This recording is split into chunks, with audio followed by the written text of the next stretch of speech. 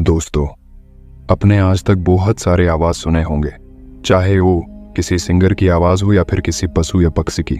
लेकिन क्या आपने कभी हमारे सोलर सिस्टम के ग्रहों, हमारे सूरज और ब्रह्मांड की आवाज सुनी है? आप सोच रहे होंगे कि अंतरिक्ष में तो वैक्यूम है और वहां कोई भी मीडियम नहीं है जो साउंड पैदा हो सके। ऐसे में ये ग्रह आवाज कैसे कर सकते हैं? तो मैं आपको बता दूं कि वैज्ञानिकों ने अलग अलग ग्रहों और सूर्य के इलेक्ट्रोमैग्नेटिक रेडिएशन को साउंड वेव में कन्वर्ट किया है। जब इन आवाजों को सुना गया तो वैज्ञानिकों के होश उड़ गए।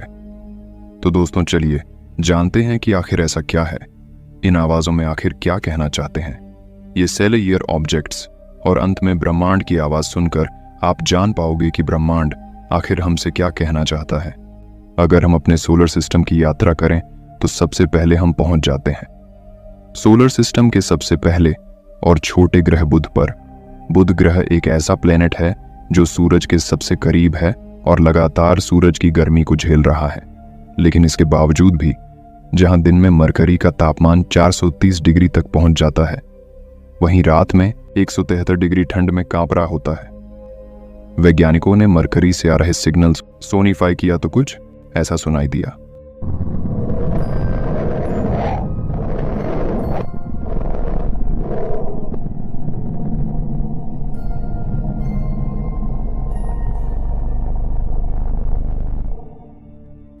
तो दोस्तों, यह आवाज सुनकर लगता है कि जैसे मरकरी कहना चाह रहा हो कि मुझे दिन भर इतनी गर्मी और रात की भयंकर ठंड के बीच सोलर सिस्टम में कहां फंसा दिया है। दोस्तों, वीनस इसकी खासियत यह है कि यह आकार और वजन में लगभग पृथ्वी के बराबर है, लेकिन इसका एटमॉस्फेयर काफी डेंस है, जिसकी वजह से यह बुध से भी ज्यादा गर्म है। वहीं मरकरी की सरफेस पर प्रेशर इतना ज्यादा है कि अगर आप यहां खड़े हो जाओ तो मात्र कुछ सेकंड में आपकी छटनी बन जाएगी। तो चलिए देखते हैं ये हमसे क्या बताना चाहता है। तो सुनते हैं इसकी आवाज।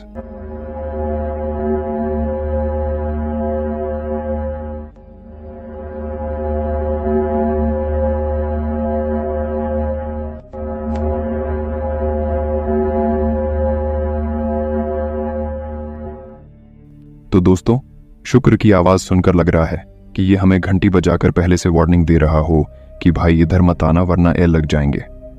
लेकिन दोस्तों, शुक्र है कि हम पृथ्वी पर काफी मजे से रहते हैं और इसी वजह से हमारी पृथ्वी की आवाज कुछ ऐसी सुनाई देती है।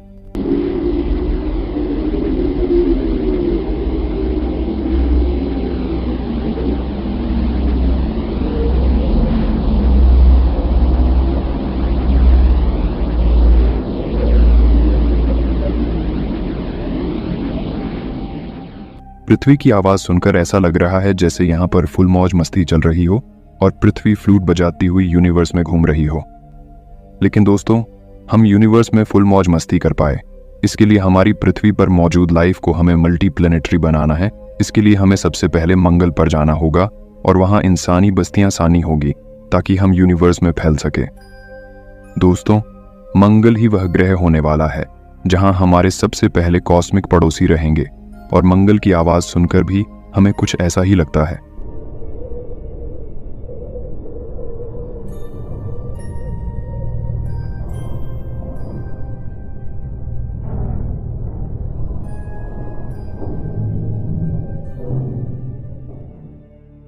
इसे सुनकर लग रहा मानो मंगल हमें बुला रहा है, एक होप दे रहा हो ताकि इसे टेराफॉर्म करके हम इसे बदल पाएं। इसके आगे अगर हम जुपिटर ग्रह पर चले जाएं तो मैं आपको बता दूं कि जुपिटर पर हम कभी रह नहीं सकते, क्योंकि ये सोलर सिस्टम का सबसे बड़ा गैस का गुब्बारा है।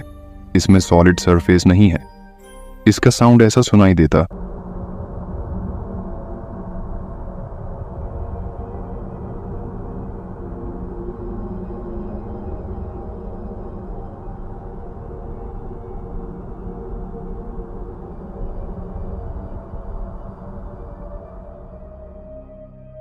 इसे सुनकर आपको क्या फील हो रहा है दोस्तों? मुझे तो लग रहा है कि जुपिटर हमें वार्निंग दे रहा है कि अंतरिक्ष में आगे काफी खतरे हैं।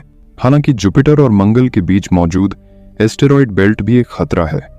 यहीं से डायनासोर को मारने वाला एस्टेरॉयड आया था। अगर हम बचते बचाते आगे पहुंचे सैटर्न के पास तो सैटर्न की खूबसूरती को देखकर कोई भी सख्त इंसान पिघल जाएगा। लेकिन सैटर्न की आवाज सुनकर आप थोड़ा डर भी सकते हैं। यह है शनि की आवाज।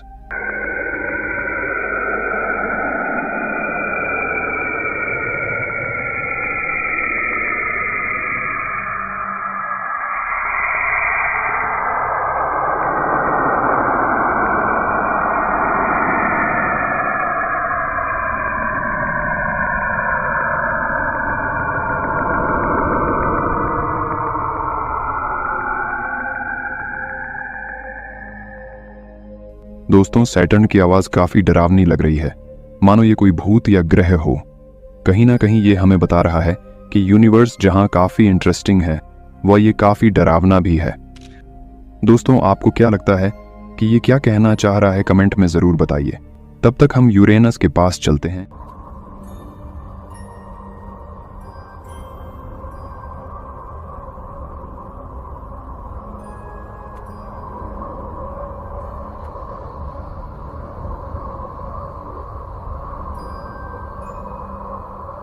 यूरेनस की आवाज सुनकर लगता है हम किसी समुद्र के किनारे बैठे हैं और हवाएं चल रही हों। अगर हम इसके भाई नेपच्यून पर चले तो इसकी आवाज कुछ ऐसी सुनाई देती है।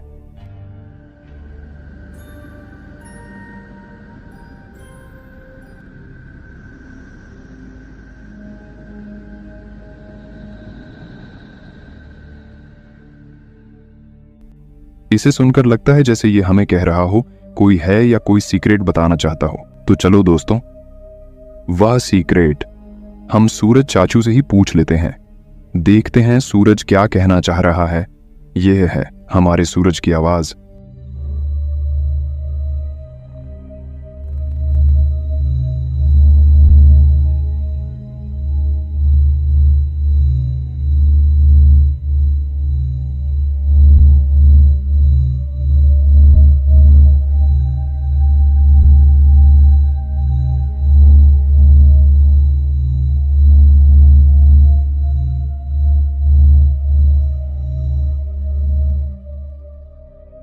इसे सुनकर ऐसा लग रहा है जैसे टीवी खराब हो गया हो और एक भंवरा कान में बिन बिना रहा हो।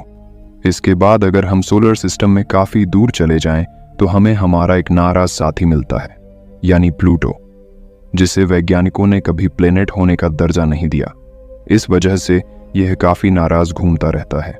तो चलिए सुन लेते हैं इसकी भी आवाज।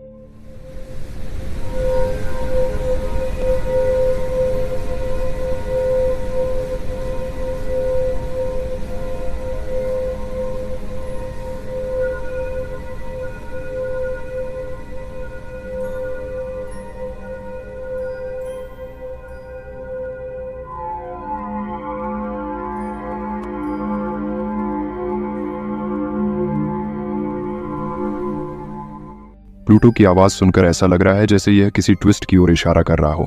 वैसे प्लूटो के साथ भी ट्विस्ट ही हुआ था जब इसे प्लेनेट की कैटेगरी से बाहर निकाल दिया गया। लेकिन अंतरिक्ष की बात करें तो हमें इसमें हमेशा नए ट्विस्ट मिलते ही रहते हैं। अगर हम किसी ट्विस्ट की खोज में आगे चले तो हमें ब्लैक होल के दर्शन हो जाते हैं। दोस्तों, ब्लैक होल ब्रह्मांड के सबसे भयंकर ऑब्जेक्ट है जिनकी पकड़ से कोई निकल नहीं सकता। चलिए सुनते हैं कि यह ब्लैक होल क्या कहना चाहता है। ये है ब्लैक होल की आवाज।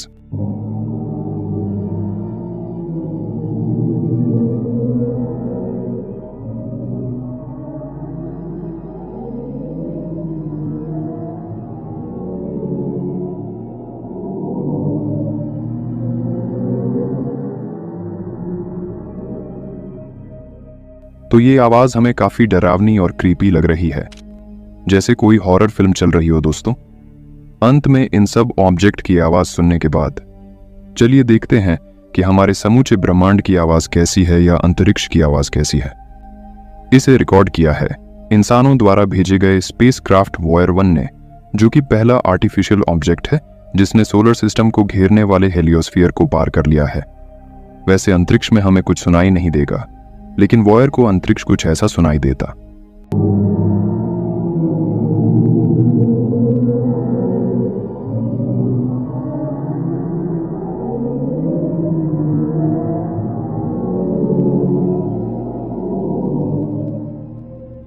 यह आवाज कहीं ना कहीं अंतरिक्ष के सन्नाटे को दर्शा रही है कि अंतरिक्ष में काफी ज्यादा शांति है।